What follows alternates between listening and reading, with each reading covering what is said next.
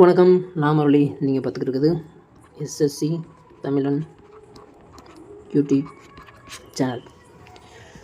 So இந்த video என்ன பார்க்க போகிறோம் அப்படின்னா, ரீசனிங்கில் இம்பார்ட்டண்ட் டாபிக்ஸ் என்னென்ன இருக்குது, எக்ஸாமில் என்னென்ன கேட்பாங்க, ரீசெண்டாக என்ன கேட்டிருக்காங்க அப்படின்றது தான் இந்த வீடியோவில் பார்க்க போகிறோம். ஸோ ஒரு குட்டி வீடியோவே முடிச்சுக்கலாம். ரீசனிங்கை பொறுத்த வரைக்கும் நீங்கள் பண்ணுற ப்ராக்டிஸ் தான். ஸோ எவ்வளோக்கு எவ்வளோ கொஷின்ஸ் அதிகமாக நீங்கள் சால்வ் பண்ணுறீங்களோ அவ்வளோக்கு அவ்வளோ உங்களால் 30 டேஸில் ஈஸியாக ரீசனிங்கை ஃபுல்லாமே முடிச்சிடலாம். ஸோ சிலபஸை நீங்கள் ஒரு தடவை எந்த நோட்டிஃபிகேஷன் வந்தாலும் எடுத்து பாருங்கள். அதில் ரீசனிங்னு தனியாக சிலபஸ் கொடுத்துருப்பாங்க. சிலபஸில் வந்து ஒரு மேலோட்டமாக தான் கொடுத்துருப்பாங்க. ஸோ ரீசெண்ட் எக்ஸாம்ஸில் என்னென்ன இம்பார்ட்டன்ட் டாபிக்ஸ் கேட்டிருக்காங்கன்னு தான் பார்க்க போகிறோம்.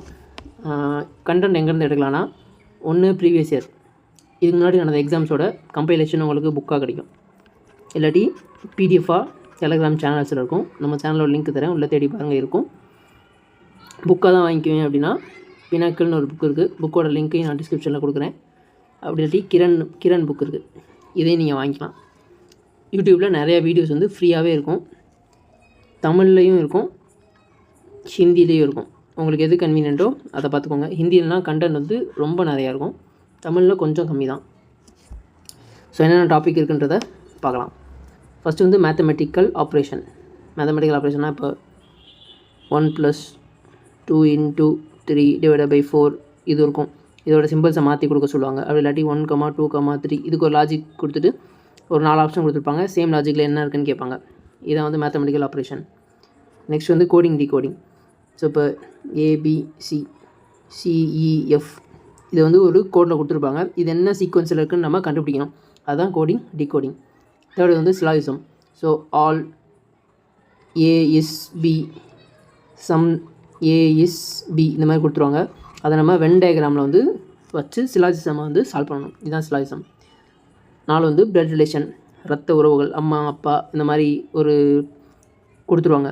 இது யார், A is the father of the, B is the mother of the அப்படின்னு கொடுத்துருப்பாங்க. ரத்த உறவுகள், நம்ம ஊரில் மாமா வச்சாங்க யாருன்னு கண்டுபிடிக்கணும்ல, அதான். அடுத்து வந்து ஃபிகர் சீரிஸ். ஸோ இப்போ ஒரு பாக்ஸ் மாதிரி கொடுத்துட்டு இங்கே வந்து ஸ்டார் இங்கே இருக்கும். அடுத்த பாக்ஸில் வந்து ஸ்டார் வந்து ஆப்போசிட்டுக்கு வந்துடும். ஸோ அடுத்த ஒரு பாக்ஸ் கொடுத்துட்டு ஸ்டார் இங்கே வருமா 4 ஆப்ஷன் கொடுத்துருப்பாங்க. அதை கண்டுபிடிக்கிறது தான் ஃபிகர் அனாலஜி. நெக்ஸ்ட் வந்து கிளாஸிஃபிகேஷன்னா அதில் வந்து நிறைய டைப்ஸ் இருக்குது. அது என்னன்றதை பார்த்துக்கோங்க.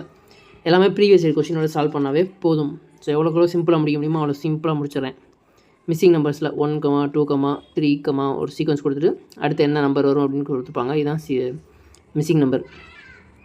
சீரிஸும் மிஸ்ஸிங் நம்பர் எல்லாமே ஒன்று தான்.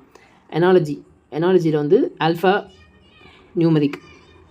So ABC is to CFG இது ஒரு சீக்வன்ஸில் இருக்கும். அதே மாதிரி இஎஃப்ஜி இஸ் டு இங்கே என்ன வரும், இங்கே என்ன சீக்வன்ஸோ அதே சீக்வன்ஸில் இருக்கும். அது என்னன்றதை கண்டுபிடிக்கணும். அதே மாதிரி நியூமரிக் வந்து 1:4, 2:2 என்னன்றது வரும். ஸோ இந்த மாதிரி இருக்கும். 1ஓட +1 ஆட் பண்ணிட்டு 2ஓட ஸ்கொயர் தான் இந்த 2ஓட 1 ஆட் பண்ணால் 3, 3² 9 இந்த மாதிரி இருக்கும். இதான் வந்து அனாலஜி. இந்த மாதிரி தான் கேட்பாங்க. நெக்ஸ்ட் வந்து எம்பெடட் ஃபிகர். ஸோ இப்போ இதில் வந்து ஒரு ஸ்டார் கொடுத்துட்டு இதுக்குள்ளே இருக்க ஒளிஞ்சிருக்க ஷேப்ஸ் என்னன்றதை கேட்பாங்க. இப்போ இதுக்குள்ளே ஒரு ட்ரையாங்கிள் இருக்கா, அதுக்கப்புறம் வந்து இப்படி ஒரு ஃபிகர் இருக்கா. ஸோ இந்த மாதிரி இருக்க தான் எம்பெடட் ஃபிகர். இதை நீங்கள் கண்டுபிடிக்கணும். அடுத்து ஆட் ஒன் அவுட். ஸோ ஆப்ஷனை கொடுத்துருவாங்க. இது வந்து எப்படி வேணால் வரலாம், நம்பர் வரலாம், இல்லாட்டி 1, 2, 3, 7. ஸோ இப்போ இதில் ஆட் ஒன் அவுட் என்னென்னா இது மட்டும் தான் ஈவன் நம்பரில் இருக்குது. இந்த மாதிரி கொடுக்குறது தான் ஆட் ஒன் அவுட். அடுத்து வந்து மிரர் இமேஜ். ஸோ இப்போ வந்து ஏ இப்படி இருக்குது, இதுவே மிரர் இமேஜாக இருந்தால் ஏ வந்து இதே மாதிரி இருக்கும். எஸ் இப்படி இருக்குது, மிரர் இமேஜில் வந்து எஸ் இப்படி இருக்கும். இதை கண்டுபிடிக்கணும். இதே மாதிரி வாட்டர் இமேஜ் இருக்கும். வாட்டர் இமேஜ்னால் இப்போ நம்ம போய் தண்ணியோட ரிஃப்ளெக்ஷனில் பார்த்தோன்னா அப்படியே தலையில் தெரியும். ஸோ இப்போ ஏ இங்கே இருக்குது அப்படின்னா வாட்டர் இமேஜ்னால் ஏ வந்து இப்படி இருக்கும். ஸோ இதுவும் கேட்பாங்க. டிக்ஷனரி ஒரு 5 வேர்ட்ஸ் கொடுத்துட்டு அதை வந்து டிக்ஷனரி ஃபார்மேட்டில் வந்து மாற்றணும். இது ஒன்று. அடுத்து 14 டைஸ் இருக்கும். 1, 2, 3 இந்த மாதிரி ஒரு சீக்வன்ஸ் கொடுத்துட்டு இந்த இடத்துல என்ன வரும் அப்படின்னு கேட்பாங்க. ஸோ ரீசனிங்கிறது ரொம்ப ரொம்ப ரொம்ப ஈஸியான டாபிக் தான். நான் இங்கே கொடுத்துருக்கிறது வந்து அடிக்கடி கேட்கக்கூடிய கொஷின்ஸ், எஸ்எஸ்சியில் அடிக்கடி கேட்கக்கூடிய கொஷின். ஸோ வீடியோ ஸ்டார்டிங்கில் வந்து டாபிக்ஸ் மட்டும் எழுதியிருப்பேன். இப்போ கொஞ்சம் எழுதிட்டேன். இதை ஒரு ஸ்க்ரீன்ஷாட் எடுத்து வச்சுட்டு ஃபஸ்ட்டு இந்த டாப்பிக்கு இம்பார்ட்டன்ஸ் கொடுத்து படிக்க பாருங்கள். திரும்ப திரும்ப சொல்கிறேன், ப்ரீவியஸ் இயர் கொஸ்டின்ஸ் மட்டும் படித்தாவே போதும். வெண்டார் சேஞ்ச் ஆகுது, அது சேஞ்ச் ஆகுது, எது சேஞ்ச் ஆனாலும் இந்த சிலபஸ் அவங்க மாற்ற போகிறது கிடையாது. மேபி புது டாபிக்ஸ் வந்து ஆட் பண்ணலாம். ஃபார் எக்ஸாம்பிளுக்கு என்ன சொல்லலாம்னா, statement and assumption, action, reaction. So இந்த மாதிரி வந்து சில வந்து லாஜிக்கலாக திங்க் பண்ணி யோசிக்கக்கூடிய கொஷின்ஸ் கேட்கலாம். இந்த மாதிரி தான் சேஞ்ச் பண்ணுவாங்களே தவிர பேங்கிங்கில் இருக்க கொஷின்ஸ் கேட்கலாம். இவ்வளோதான், ரொம்ப டிஃப்ரென்ஸ்லாம் இருக்காது. 1-2 கொஷின் தான் அந்த மாதிரி புதுசாக கேட்க வாய்ப்புகள் இருக்குது.